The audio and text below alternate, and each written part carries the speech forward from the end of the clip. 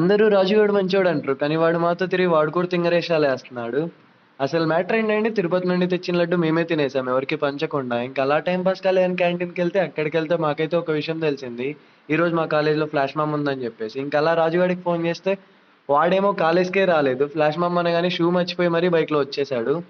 ఇంకా అలా మేము ముగ్గురం కలిసేసి సుధీంద్ర గారిని కూడా వేసేసుకొని మళ్ళీ క్లాస్కి అయితే వెళ్ళిపోయాం. కానీ అక్కడికి వెళ్తే ఒక్కరు కూడా లేరనమాట. ఇంకా క్లాస్లో ఎలానో టీచర్స్ లేరు కదా అని చెప్పేసి నేనైతే క్లాస్ తీసుకున్నాను మా వాళ్ళ ముగ్గురికి.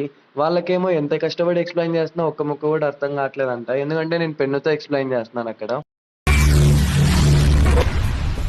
ఏమిటండి మీరు మాట్లాడేది? అందరూ ఫ్లాష్ మామ్ లో బిజీగా ఉంటే మేమేమో క్లాస్ లో గేమ్ ఆడుతూ బిజీగా ఉన్నాం. ఇంకా చాలాసేపు తర్వాత ల్యాబ్కి అయితే వెళ్ళిపోయాం. అక్కడికి వెళ్తే ఈ ప్రేమ కవిత అయితే కనపడింది అనమాట. అన్ని దుబ్బుడికే కనపడిస్తాయి, అదేంటో మరి.